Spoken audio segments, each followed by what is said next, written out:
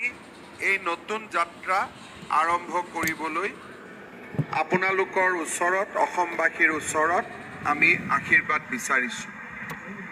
সংবাদ মাধ্যমৰ বন্ধু বান্ধৱীসকল, অহাকালি আমাৰ ৰাজ্য চৰকাৰৰ প্ৰথমখন কেবিনেটৰ বৈঠক অনুষ্ঠিত হ'ব আৰু স্বাভাৱিকতে সেই কেবিনেট বৈঠকত আমাৰ অসমৰ শেহতীয়া কোভিড পৰিস্থিতি আৰু ইয়াক মোকাবিলা কৰিবলৈ আমি যি প্ৰত্যাহ্বান গ্ৰহণ কৰিব লাগিব তাৰ বিষয়ে আমি আলাপ আলোচনা কৰিম। ভাৰতীয় জনতা পাৰ্টি আৰু আমাৰ দুইটা মিত্ৰ দলে অসমৰ জনসাধাৰণৰ সন্মুখত প্ৰতিশ্ৰুতি আৰু সপোন যাক বাস্তৱত ৰূপায়িত কৰিব পাৰি তেনেকুৱা বিভিন্ন কথা ৰাইজৰ সন্মুখলৈ আমি নিৰ্বাচনৰ সময়ত লৈ গৈছিলোঁ। 1 লাখ নিবনুৱা যুৱক যুৱতীক কৰ্মসংস্থাপন, অৰুণোদয় আঁচনিক এক নতুন মাত্ৰা প্ৰদান, মাইক্ৰ' ফাইনেন্সৰ ঋণৰ দুৰ্ব্যৱহাৰ আৰু ঋণৰ পৰা মুক্ত কৰাকে আদি কৰি কেইবাটাও প্ৰতিশ্ৰুতি আমি অসমৰ জনসাধাৰণৰ মাজত দাঙি ধৰিছিলোঁ।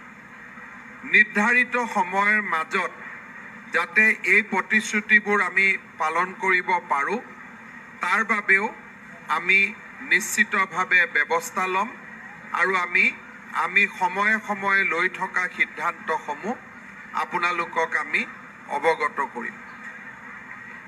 কোভিড পৰিৱেশ, আমাৰ নিৰ্বাচনী প্ৰতিশ্ৰুতি আৰু ইয়াৰ লগে লগে এখন বানমুক্ত অসমৰ, ফ্লাড ফ্ৰী আছাম, বানমুক্ত অসমৰ সপোনৰ কথাও আমি নিৰ্বাচনৰ সময়ত ৰাইজৰ আগত দাঙি ধৰিছিলোঁ। এই গোটেই দিশবিলাক আমি অহা কালিৰে পৰা আলোচনা কৰি নিৰ্ধাৰিত সময় সীমা সন্মুখত ৰাখি আমি আমাৰ কামত আগবাঢ়ি যাম। যোৱা 5টা বছৰত অসমৰ ৰাইজে শান্তি, প্ৰগতি আৰু বিকাশৰ এটা নতুন ধাৰা দেখিছিলে। বড়ো ভূমিত শান্তি প্ৰতিষ্ঠা হৈছিল, কাৰ্বি পাহাৰত শান্তি প্ৰতিষ্ঠা হৈছিল। মই আজিৰ এই মুহূৰ্তত আমাৰ নতুন মন্ত্ৰীসভাখনে অসমত বাকী ৰৈ যোৱা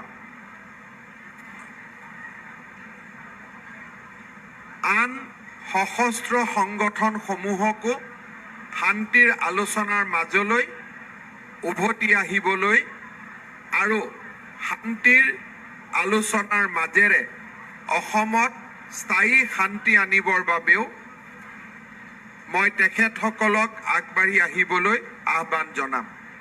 বিশেষকৈ সংযুক্ত মুক্তি বাহিনী অসমৰ নেতা বা এই সংগঠনৰ নেতৃত্ব লোৱা পৰেশ বৰুৱা ডাঙৰীয়াকো মই অনুৰোধ কৰিম যে সশস্ত্ৰ সংগ্ৰামৰ পথ পৰিত্যাগ কৰি আমি অসমৰ জাতীয় জীৱনলৈ স্থায়ী শান্তি উভতাই অনাৰ বাবে সকলোৱে মিলি আলোচনাৰ মাজেৰে আমি সমস্যাসমূহ সমাধানৰ পথ প্ৰশস্ত কৰিব লাগিব।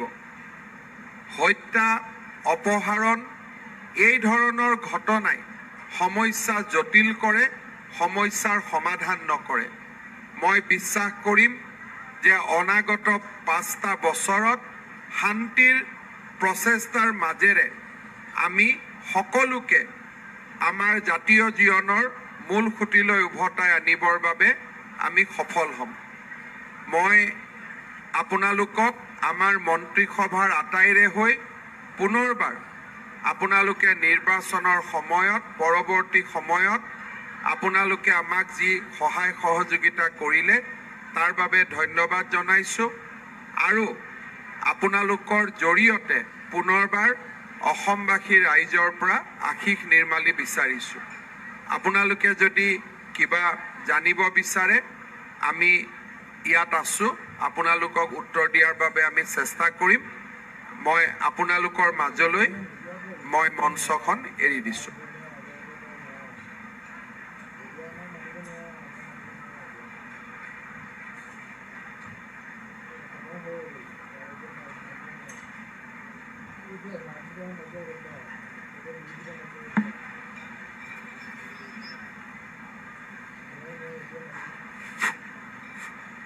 চেক চেক চেক স্যাৰ, আমি সাংবাদিকৰ তৰফৰ পৰা আপোনাক প্ৰথমে শুভেচ্ছা জনাইছোঁ।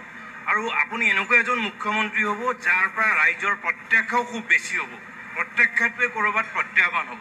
গতিকে আজিৰ তাৰিখত খুব প্ৰত্যাহ্বানৰ সময়ত আপুনি মুখ্যমন্ত্ৰী হিচাপে শপত গ্ৰহণ কৰিছে, কোভিড এক্সট্ৰিম পৰ্যায়ত আছে। মোৰ প্ৰশ্নটো হ'ল যে প্ৰথম তিনিটা আপুনি কাম প্ৰায়ৰিটি আজি মুখ্যমন্ত্ৰী হিচাপে দায়িত্ব লৈ নিশ্চয় আপোনাৰ মনলৈ আহিছে, কাইলৈ কেবিনেট বৈঠক আছে।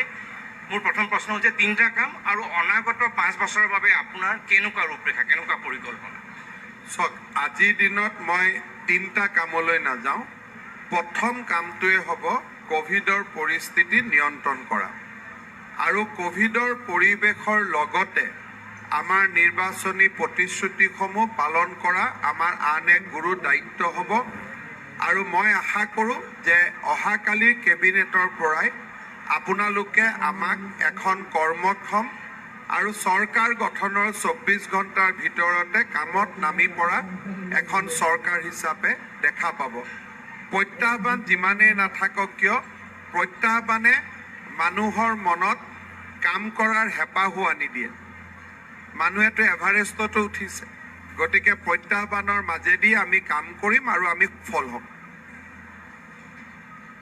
প্ৰথমতে আপোনাক শুভেচ্ছা জ্ঞাপন কৰিছোঁ আৰু আশা সকলোৰে আছে। প্ৰত্যাহ্বানৰ কথা কৈছে, নিশ্চয়কৈ কোভিড পৰিস্থিতিটো অতিকে জটিল। আজি এই অনুষ্ঠানত আহি থাকোঁতে মই দেখিলোঁ বহুকেইটা কণ্টেইনমেণ্ট জ'ন দেখিছোঁ, ক'তো কিন্তু সুৰক্ষা ব্যৱস্থা নাই আৰু বাঁহৰ তলেৰে বহুকেইগৰাকী ব্যক্তি কণ্টেইনমেণ্ট জ'নৰ পৰা বিনা দ্বিধাই ওলাই অহা সময় দৃশ্য পৰিলক্ষিত হৈছিল। এই ক্ষেত্ৰত জিলা প্ৰশাসনে হয়তো নিশ্চিতভাৱে কোনো ব্যৱস্থা গ্ৰহণ কৰা নাই। গতিকে এই ক্ষেত্ৰত কিমান দূৰ কঠোৰ হ'ব চৰকাৰখনে বা কিমান ধৰণে ইয়াক নিয়ন্ত্ৰণ কৰিবলৈ সক্ষম হ'ব?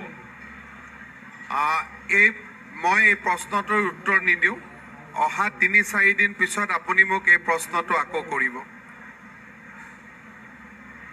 ছাৰ, প্ৰথমেই আপোনাৰ লগতে সমগ্ৰ মন্ত্ৰীসভালৈ শুভেচ্ছা জ্ঞাপন কৰিছোঁ। এতিয়া জটিল সময় ইতিমধ্যে আপুনি কৈছেই বা আমি সকলোৱে জানো, এই জটিল পৰিস্থিতিৰ পৰা সকলো সমাধান লাগিব বা সকলো আগুৱাই যাব লাগিব। কিন্তু কথাটো হ'ল বিভিন্ন ধৰণৰ প্ৰতিশ্ৰুতি আপোনালোকৰ চৰকাৰখনে দিছিল বা আপুনিও দিছিল, ইতিমধ্যে কৈছে সেইখিনি পূৰণ কৰিবৰ কাৰণে আপোনালোকে ব্যৱস্থা গ্ৰহণ কৰিব। কিন্তু তাৰ মাজতো দুটামান কথা আছে যে জনজাতিকৰণৰ পৰা আৰম্ভ কৰি NRCৰ প্ৰসংগ, এই গোটেই বিষয়সমূহ কিন্তু আপোনালোকলৈ ৰাইজে বাট চাই আছে, বিশেষকৈ NRCৰ ক্ষেত্ৰত। সেইটো সন্দৰ্ভত আৰু জনজাতিকৰণৰ সন্দৰ্ভত কেনেধৰণে গোটেই বিষয়খিনি ল'ব? NRCৰ সম্পৰ্কত আমাৰ স্থিতি একেবাৰে স্পষ্ট যে আমি সীমান্ত অঞ্চলত NRCৰ 20% এটা নতুনকৈ পৰীক্ষা কৰাৰ পোষকতা কৰোঁ আৰু সীমান্ত জিলাসমূহক বাদ দি আন জিলাসমূহত আমি 10% নতুনকৈ পৰীক্ষা হোৱাটো বিচাৰোঁ। আৰু এই পৰীক্ষাৰ পিছতো যদি NRCৰ পুৰণা নথিখনে শুদ্ধ বুলি প্ৰমাণ হয়, তাক ৰাজ্য চৰকাৰে NRCখন মানি লৈ তাৰ পৰৱৰ্তী ব্যৱস্থাৰে আগবাঢ়িব। কিন্তু যদি এই পুনৰীক্ষণৰ সময়ত ব্যাপক খেলিমেলি দেখা পোৱা যায়, তেতিয়াহ'লে আমি বিচাৰিম যাতে মহামান্য আদালতে ইয়াৰ ওপৰত এক নতুন দৃষ্টি তেখেতসকলেও যেন নিক্ষেপ কৰে। এই বিষয়টো দায়িত্ব লোৱাৰ পিছতে বৰ্তমানৰ কি পৰিৱেশত আছে কি নাই এই বিষয়ে চাই আপোনালোকৰ লগত সময়ে সময়ে আমি শ্বেয়াৰ কৰি থাকিম। জনজাতীয়কৰণৰ বিষয়টো বৰ্তমানৰ জনজাতীয় লোকসকলৰ অধিকাৰক আৰু আৱেগক খৰ্ব নকৰাকৈ আলাপ আলোচনাৰ পৰিৱেশৰ মাজেৰে আমি জনজাতীয়কৰণৰ সমস্যাও সমাধান কৰিম। যোৱা চৰকাৰৰ সময়ত কেইবাটাও সমাধান সূত্ৰ ইতিমধ্যে আমি আলোচনা কৰিছিলোঁ আৰু মই নিশ্চিত যে তাৰ কোনোবা এটা সমাধান সূত্ৰক সন্মুখত ৰাখি আমি আগবাঢ়ি যাব পাৰিম। Mr. Chief Minister, congratulations to you and your entire. You are not audible. Mr. Chief Minister, congratulations to you and your entire Council of Ministers. Would you give us the details in terms of what is your plan in the first cabinet? You have already flagged about the COVID issue. For the larger national audience, if you can speak in English. COVID situation in Assam is alarming. We have seen that our daily cases has crossed almost 5,000. So obviously tomorrow when we meet for the first time in the cabinet, we will discuss COVID situation. We will discuss it in the situation in complete in from all perspective, and we will take all the measures whatever is required to contain COVID outbreak, because Assam, we know that until and unless Assam COVID situation is controlled, the situation in Northeast will never come under control. We have our responsibility towards our citizen, and we have also responsibility towards entire Northeast. So Assam government will do its best, and tomorrow after the cabinet, I will elaborate our line of action. মুখ্যমন্ত্ৰী ডাঙৰীয়া শুভেচ্ছা জনাইছোঁ আপোনাক।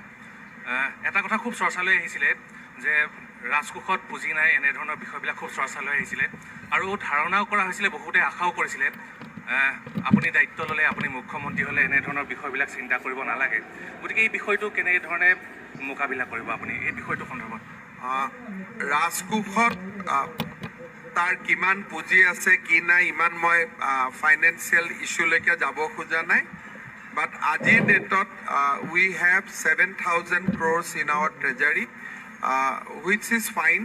আৰু আমি ভাবোঁ যে আমাৰ যিখিনি উন্নয়ন আৰু বিকাশৰ কাম সেইখিনি সমাধান কৰিবলৈ বা সেইখিনিত আগবাঢ়ি যাবলৈ আমি খুব সুন্দৰভাৱে কাম কৰিব পাৰিম। আৰু মানুহে কোৱাৰ পৰিৱৰ্তে the financial situation in Assam, মই মানুহ বুলি কওঁতে যিসকল মানুহে তাক বিশ্বাস কৰি গৈছে তেওঁলোকক মই ক'ব খোজো যে we have one of the best fiscal situation in their country. So Assam is doing best, and Assam will continue to do the best, and there is absolutely no cause of concern on Assam finance. মুখ্যমন্ত্ৰী ডাঙৰীয়া, আপোনাক শুভেচ্ছা জ্ঞাপন কৰিছোঁ। প্ৰথমে আপোনাক সুধিব বিচাৰিছোঁ, যিহেতু খিলঞ্জীয়াৰ ভিত্তিবৰ্ষৰ প্ৰসংগ এটা আছে যে 1951 চন 1971 চন, সেই বিষয়টোৰ সংক্ৰান্তত আপোনালোকৰ কেবিনেটৰ বা আপোনালোকৰ চৰকাৰৰ কেনেধৰণে আগবাঢ়িব অসম চুক্তি আৰু খিলঞ্জীয়াৰ ভিত্তিবৰ্ষ এই বিষয়টিক লৈ? প্ৰথম কোভিডৰ পৰিৱেশৰ পৰা নিৰাময় হওক, কিছু কথা ৰাইজৰ লগত আলাপ আলোচনা কৰিব লাগিব, আৰু আমি ৰাইজৰ লগত আলাপ আলোচনা কৰি অসমৰ যি অস্তিত্বৰ প্ৰশ্ন তাক আমি সমাধান কৰাৰ বাবে চেষ্টা কৰিম। আৰু অবভিয়াছলি এই 5টা বছৰত অসমৰ যাতে সকলো অমীমাংসিত প্ৰশ্ন আমি মীমাংসাৰ ফালে লৈ যাব পাৰোঁ তাৰ বাবে আমি চেষ্টা কৰিম। মুখ্যমন্ত্ৰী ডাঙৰীয়া, প্ৰথমে আপোনাক অভিনন্দন জ্ঞাপন কৰিছোঁ।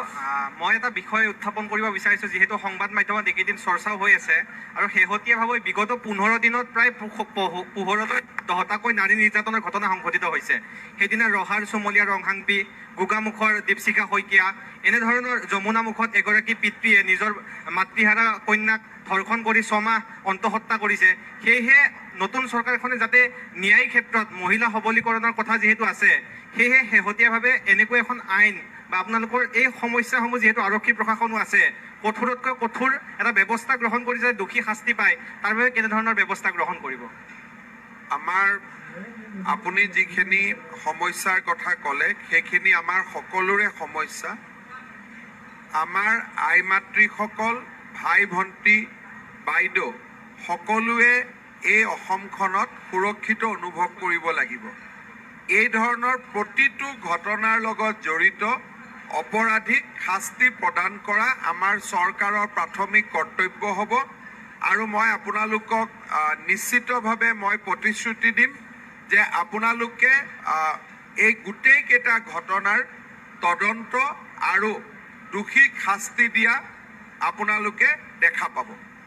মুখ্যমন্ত্ৰী ডাঙৰীয়া, আপুনি যিহেতু আৰম্ভণিতে কৈছে যে শান্তিৰ স্বাৰ্থত পৰেশ বৰুৱা ডাঙৰীয়া আলোচনাৰ মেজলৈ আহিব লাগে, কিন্তু সেইটো বাস্তৱত আচলতে সেই কথা হ'বৰ কাৰণে যিটো আপোনালোকৰ চৰকাৰখনে পৰেশ বৰুৱাৰ সৈতে যিটো পোনপটীয়া যোগাযোগ বা তেওঁক মেজলৈ আনিবৰ কাৰণে যি ধৰণৰ পদক্ষেপ ল'ব লাগে, কিবা চিন্তা আপুনি কৰিছে নেকি এই মুহূৰ্তত? কাৰণ আপুনি আহ্বান জনাইছে, কিন্তু সেইটো যাতে বাস্তৱত এখন ৰূপ পায়, সেইটো কাৰণে আপুনি কিবা চিন্তা কৰিছে নেকি? চব মেজলৈ আমিও আনিব লাগিব, তেওঁ আহিব লাগিব। দায়িত্ব দুইটা পক্ষৰে আছে। এনেকুৱা নহয় যে অকল আমি আনিব লাগিব, তেওঁ আহিব নালাগিব। তেওঁ আহিব লাগিব, আমিও আনিব লাগিব। গতিকে দুইটা পক্ষৰ মাজত কথা বতৰা হ'ব লাগিব। আৰু ডেফিনেটলি যদি আমাৰ মন আছে, তেখেতৰো যদি মন আছে, তেতিয়াহ'লে যোগাযোগ কৰাটো বহুত টান কাম নহয়। মুখ্যমন্ত্ৰী ডাঙৰীয়া, প্ৰথমতে শুভেচ্ছা জ্ঞাপন কৰিছোঁ আপোনাক। আপুনি কৈছে আপোনাক সকলোৱে জানে যে এজন ভিজনাৰী লিডাৰ বুলি আপোনাক সকলোৱে মানি ল'ব এতিয়া বাধ্য হৈছে বা মানি আহিছে। তো আপুনি কেনেধৰণৰ এটা ভিজন দেখিছে অনাগত 5টা বা 10টা বছৰত? কাৰণ অসমখন এখন সমস্যাজৰ্জৰ ৰাজ্য, বিভিন্ন সমস্যা আছে, আপুনি গোটেইখিনি জানেই। কেনেধৰণে আপুনি দেখিছে ইণ্ডাষ্ট্ৰিয়েলাইজেশ্যন কেনেকৈ হ'ব, কৃষি ক্ষেত্ৰত আমি কেনেধৰণে বেছিকৈ আগবাঢ়ি যাব পাৰিম, মানে আমাৰ GDP গ্ৰথটো কেনেকৈ হ'ব, 5খন ৰাজ্যৰ ভিতৰত যাবলৈ হ'লে কোনটো ৰোড মেপৰ দ্বাৰা আপুনি লৈ যাবলৈ বিচাৰিছে? চাওক, আমি যদি যোৱা 5টা বছৰৰ কাৰ্যকালক সূক্ষ্মভাৱে চাওঁ, অসমে এতিয়া সেই যাত্ৰাৰ পথত ধাৱমান হৈছে। GDP গ্ৰথত চাওক, এডুকেশ্যনত চাওক, লিটাৰেচি ৰেটত চাওক, এক্সেছ টু এডুকেশ্যন চাওক, ৰোড নেটৱৰ্ক চাওক, এতিয়া আমি তীব্ৰ গতিত লক্ষ্যৰ প্ৰতি ধাৱমান হৈছোঁ। আৰু মই ভাবোঁ যে আমাৰ চৰকাৰৰ প্ৰথমখন বাজেটত আমি তেনেকুৱা দিশ আমি দেখা পাম। আৰু 5টা বছৰত আমি বিগত 5টা বছৰত যি ফাউণ্ডেশ্যন নিৰ্মাণ কৰিছিলোঁ, তাৰ পৰা আমি আগুৱাই গৈ আমি আমাৰ লক্ষ্যৰ ফালে ধাৱমান হ'ম, মই তাক বিশ্বাস কৰোঁ। ডিটেইল কি ৰাস্তা দি কি ধৰণে কৰিম, এই গোটেইবিলাক আমি আমাৰ প্ৰথম বাজেটখনত আমি নিশ্চয় ৰাইজৰ সন্মুখত দাঙি ধৰিম। মই প্ৰথমে আপোনাক ধন্যবাদ জনাইছোঁ। যিহেতু আপুনি যেতিয়া স্বাস্থ্যমন্ত্ৰী হৈ আহিছিল, সেই সময়ছোৱাত কিন্তু আপুনি যেনেদৰে কৰোণা ভাইৰাছৰ লগত আক্ৰান্ত হোৱা ৰোগীসকলক দিনে নিশাই একাকাৰ কৰি মাৰ বান্ধি থিয় হৈছিল, আপোনালোকৰ চৰকাৰখনে যিগৰাকী স্বাস্থ্যমন্ত্ৰী হিচাপে নিৰ্বাচিত কৰিব, তেওঁ সেই দায়িত্ব পালন কৰিব পাৰিবনে? আমি অসমবাসীৰ হৈ মই এই প্ৰশ্নটো উত্থাপন কৰিছোঁ আপোনাক। মুখ্যমন্ত্ৰীয়েও কৰিব, স্বাস্থ্যমন্ত্ৰীয়েও কৰিব, আৰু আমি 14জনে একেলগে কৰিম, আমাৰ বিধায়কসকলেও কৰিব। আৰু আপোনালোকে এখন ইংৰাজীত যাক কয় প্ৰ'এক্টিভ গভৰ্ণমেণ্ট, আপোনালোকে এখন প্ৰ'এক্টিভ চৰকাৰক দেখা পাব। ৰাতি 12টা বজাতো চৰকাৰখনক পাব, ৰাতিপুৱা 5টা বজাতো পাব, দুপৰীয়া 2টা বজাতো পাব। So, firstly, congratulations to you. During the election campaign, the BJP has previously mentioned it about the love jihad and the land jihad, etc. issues. So, your government will bring appropriate laws to tackle these love jihad or the land jihad issues in the state. Every promises which we have made during the election is not for just to make promises. These are promises for implementation. These are promises which are solemn for us.